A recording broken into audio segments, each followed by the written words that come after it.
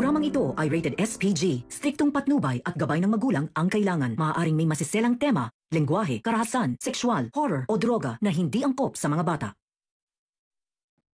Mabubunyag na lahat ng kasinungalingan ng mag-inang Moira at Zoe at si Eric ang magbubunyag ng lahat. Alamin natin. Welcome back sa aking channel, mga kaganapan sa abot kamay na pangarap. Binastos ni Morgana ang burol ni Justin matapos magdala ni Morgana ng despedida cake para kay Justin.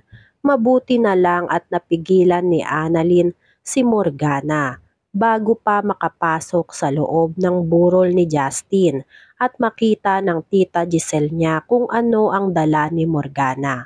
Panigurado raw magugulo ang burol ni Justin nang dahil kay Morgana kapag nagkataon.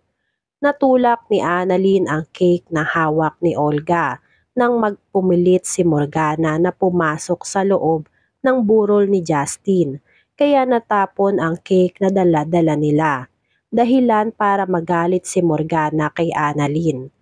Hindi rin nagpatalo si Annalyn, nagalit rin si Annalyn kay Morgana dahil sa pagkawala ng respeto sa burol ni Justin at kay Justin na rin mismo.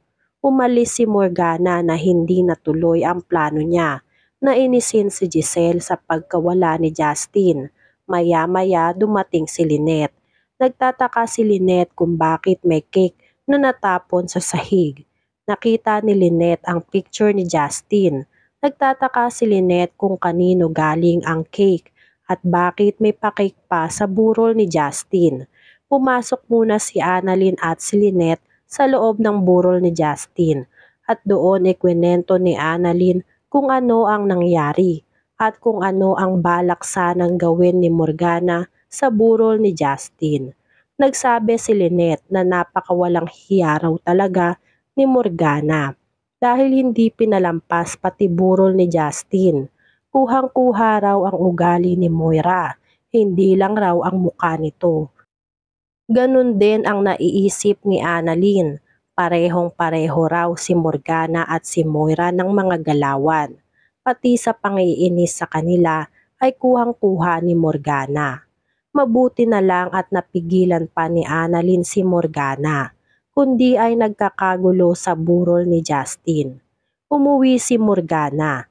Nakita siya ni Zoe na parang inis na inis. Hindi napigilang sabihin ni Morgana kung ano ang nangyari. Nag-effort na nga raw siya para kay Justin, tapos ay sisirain lang ni Annalyn.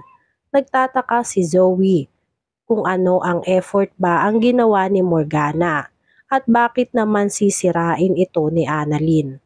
Sinabi ni Morgana na nagdala lang naman siya ng cake na may picture ni Justin at nakasulat na Bon Voyage para padespedida sana ni Justin. Nagalit si Zoe. Sino raw ba ang walang isip at baliw na magpapadala ng cake sa mismong burol? At ang nakasulat pa ay Bon Voyage. Hindi na raw nirespeto ni Morgana ang burol ni Justin. Masyado na raw si Morgana sa ginagawa niya. Palampasin naman daw sana ni Morgana ang burol ni Justin bilang respeto. Sa kabilang banda, nilapitan ni Lynette si Giselle. Tinanong ni Lynette kung alam na ba ng daddy ni Justin ang nangyari sa anak nila. Sinabi ni Giselle na wala pa siyang lakas ng loob para sabihin kay Eric kung ano ang nangyari sa anak nila. Pero sinabi ni Lynette na kailangan nang malaman ni Eric kung ano ang nangyari dahil anak rin ni Eric si Justin.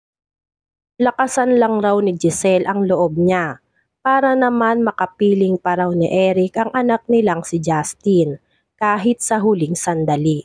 Napag-isip ni Giselle na tama si Lynette. Kailangan nang malaman ni Eric kung ano ang nangyari sa anak nilang si Justin para makita pa ni Eric ang anak nila kahit nakaburol na. Tinawagan ni Giselle si Eric. Nagtaka si Eric kung bakit napatawag si Giselle sa kanya. Sinabi ni Giselle na something terrible happened sa anak nilang si Justin. Sinabayan ni Giselle ng iyak habang kausap si Eric. Nagtataka si Eric at kinakabahan. Tinanong ni Eric kung ano ang nangyari kay Justin at bakit umiiyak si Giselle. Bumuhos lalo ang luha ni Giselle. Sinabi ni Giselle na wala na ang anak nilang si Justin, na aksidente si Justin at hindi kinaya ni Justin ang nangyari sa kanya. Nagimbal si Eric sa sinabi ni Giselle. Hindi makapaniwala si Eric na mawawala ang anak niyang si Justin. Nagwika si Eric na uuwi siya ng Pinas para kay Justin para makita niya ang anak niya sa huling sandali. Samantala, pagtapos magpunta sa burol ni Justin, nagpunta na sa Apex si Lynette at nagpunta sa kwarto ni RJ si Lynette para tignan kung nagising na ba ulit si RJ. Nadatnan ni Lynette na tulog pa rin si RJ, kaya nagantay na lang muna si Lynette kung kailan magigising si RJ. Maya-maya ay gumalaw si RJ, kaya dali-daling tumayo si Lynette para kamustahin si RJ kung ano ang nararamdaman niya, kung ano ang masakit kay RJ. Sinabi ni RJ na masakit pa ang buong katawan niya, pero may good news raw si RJ kay Lynette dahil nagbalik na raw ang alaala ni RJ. Alam na raw ni RJ ang lahat-lahat, kaya naman nagulat itong si Lynette sa sinabi ni RJ. Natuwa si Lynette dahil sa wakas ay magiging normal na ang lahat, pati na rin ang memorya ni RJ. Sumakit-sakit pa rin ang ulo ni RJ dahil nag-a-adjust pa ulit ang isip niya sa mga bagay na nagbabalik sa alaala niya. Kaya sinabi ni Lynette na magpahinga muna si RJ, baka kung ano pa ang mangyari kay RJ kapag nag-isip agad ng kung ano-ano.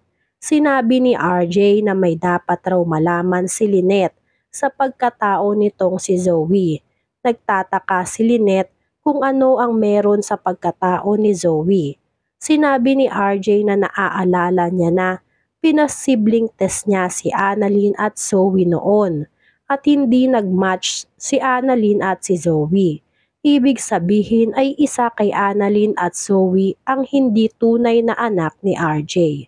Naalala ni RJ na pinatest niya si Annalyn ng paternity test at match silang dalawa.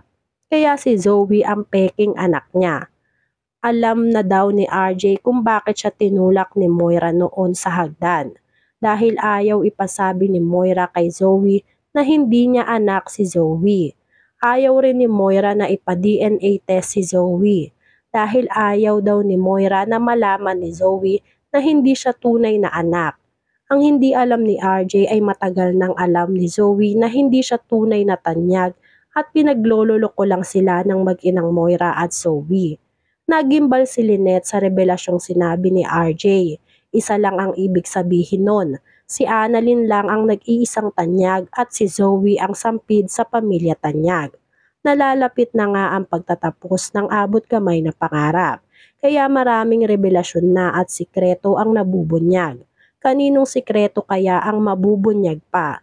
Yan nga ang mga kaganapan at mga dapat nating abangan dito sa Abot Kamay na Pangarap. Kung gusto nyo pa ng magantong klaseng video ay mag-subscribe at i-like itong video na to. Maraming salamat po. I got you!